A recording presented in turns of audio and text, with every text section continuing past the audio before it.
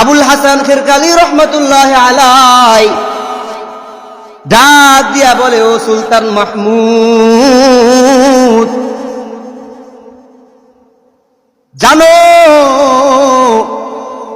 বাইজিদ মুস্তামি কেমন বড় আল্লাহওয়ালা, কেমন বড় বুজুর্গ, কেমন বড় আল্লাহওয়ালা জানো? বাইজিদ মুস্তামির চোখের দিকে যদি, চেহারার দিকে যদি কোনো কাফের বেঈমান নাফরমান বেনামাজি যদি এক নজর তাকায়, ও সাথে সাথে ঈমান নিয়া মুসলমান হয়ে যাবে। সুবহানাল্লাহ। কোন একটু কেমন বড় আল্লাহ বলা বলেন তো? কিউ যার চেহারার দিকে তাকাইলে কাফের মুসলমান হয়ে যায়, যার চেহারা, যার চোখের নজর যেই ব্যক্তির কাছে যায়, ওই ব্যক্তিটা নামাজি হয়ে যায়, আল্লাহওয়ালা হয়ে যায়। এই পাওয়ার কেমনে পাইল, এই ক্ষমতা, এই তাকওয়ার মেডিসিন কেমনে পাইল বাইজিদ মুস্তামি রহমাতুল্লাহ আলাই? আপনারা জানেন বাইজিদ মুস্তামি রহমাতুল্লাহ আলাই ছোট্টবেলার একটি ঘটনা। বাইজিদ মুস্তামি রহমাতুল্লাহ আলাইর আম্মা জান গভীর রাত বাইজিদ মুস্তামিকে বলে, ও বাইজিদ পানির পিপাসা লাগছে, পানি আইনা দাও। বাইজিদ মুস্তামি রহমাতুল্লাহ আলাই ছোট্ট মানুষ, গভীর রাত, একটু একটু ভয় লাগতেছে। মায়ের অর্ডার তো মিস করা যাবে না, মায়ের কথা তো অমান্য করা যাবে না। বাইজিদ মুস্তামি রহমাতুল্লাহ আলাই গ্লাসটা নিয়ে কলসের কাছে যখন যায়, কলসের ভিতরে দেখে পানি নাই।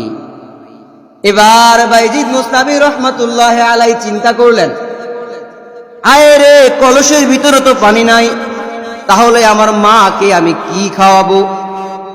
মায়ের কথা তো অমান্য করা যাবে না।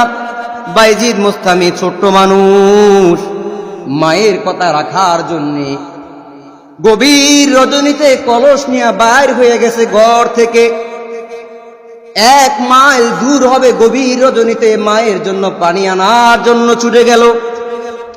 বাইজিদ মুস্তামি রহমাতুল্লাহ আলাই যখন কলস ভরে পানি নিয়ে ঘরে আসলেন, আইসা কলসের ভিতর থেকে যখন গ্লাস দিয়ে পানি নিলেন, নেওয়ার পরে গ্লাস নিয়ে যখন মায়ের কাছে যায়, দেখে মা ঘুমিয়ে গেছে।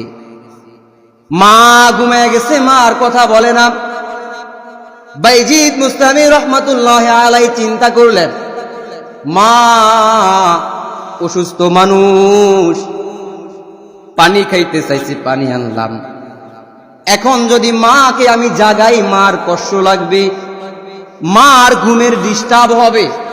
এই জন্য বাইজিদ মুস্তামি রহমাতুল্লাহ আলাই মাকে আর ডাকলেন না, মাকে আর ডাকলেন না, মাকে আর জাগায় নাই।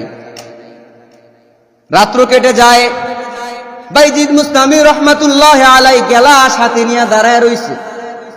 মার ফজরের সময় যখন গণা যায়, মুয়াজ্জিন মসজিদের মাইকে যখন আসসালাতু খায়রুম মিনান নাওম বলে আওয়াজ দিল, মায়ের ঘুম সাথে সাথে ভেঙে গেল।